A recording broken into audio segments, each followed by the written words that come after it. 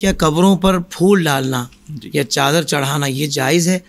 کیونکہ بعض لوگ تو کچھ پڑھنا آئے نہ آئے وہ یہ چادر چڑھانے کو ہی حاضری مکمل طور پر سمجھ رہے ہوتے ہیں. تو پہلے تو اس کا حکم ارشاد فرما دیں کہ کیا اس کی جواز کی صورت ہے؟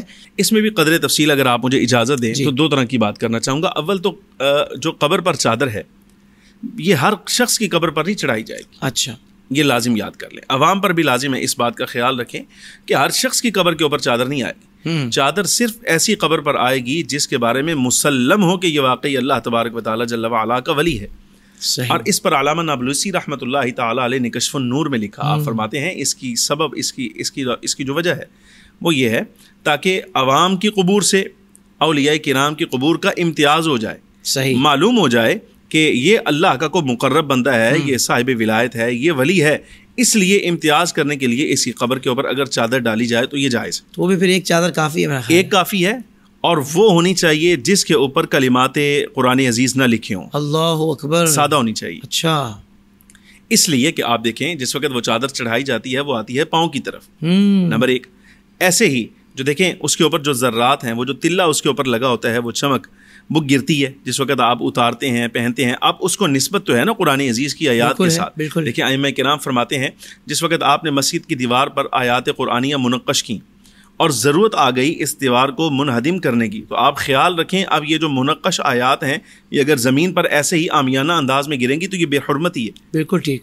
اس کا خیال رکھنا ہے آپ نے، اس کی عزت کا خیال کر کے پھر اس کو اتارنا ہے. اچھا، یہی نسبت آپ یہاں دیکھیں جس انداز میں بھی لکھی گئی ہے تو آیات قرآنیہ ایسا ہی، لہٰذا لازم ہے، یہ نہیں کہوں گا کہ بہتر ہے، میں کہوں گا لازم ہے کہ کسی صاحب ولایت کی قبر پر بھی جس وقت آپ چادر پیش کریں تو ایسی چادر پیش کریں جس کے اوپر آیات اور کوئی کلمات خیر احادیث مبارکہ منقش نہ ہو. بالکل سادہ ہونی چاہیے اور ایک کافی ہے.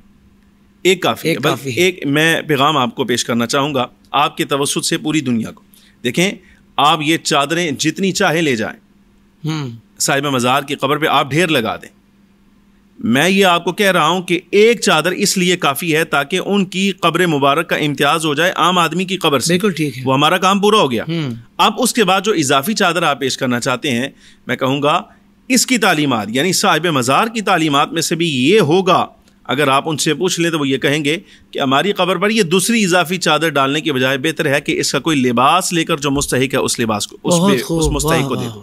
سبحان اللہ. سبحان. مثال کے طور پہ آپ دیکھیں کہ صاحب مزار پر آپ گئے ہیں جس مزار شریف پر، وہاں دیکھیں کہ کوئی مستحق بندہ ایسا جس کا لباس پھٹا ہوا ہے، پرانا ہے، یا اس کے پاس کوئی اسباب نہیں ہے، کوئی پیسے نہیں ہے، کچھ نہیں، یہ آپ اس کے حوالے سے اس کو پیش کریں. واہ. اور یہ نیت کریں کہ اللہ تبارک و تعالی جل وعلا اس کا ثواب بھی صاحب مزار کو عطا فرمائے. یقین جانیے اللہ تبارک و تعالی جل وعلا بھی راضی ہے، جس کے مزار پر آپ گئے ہیں وہ بھی راضی.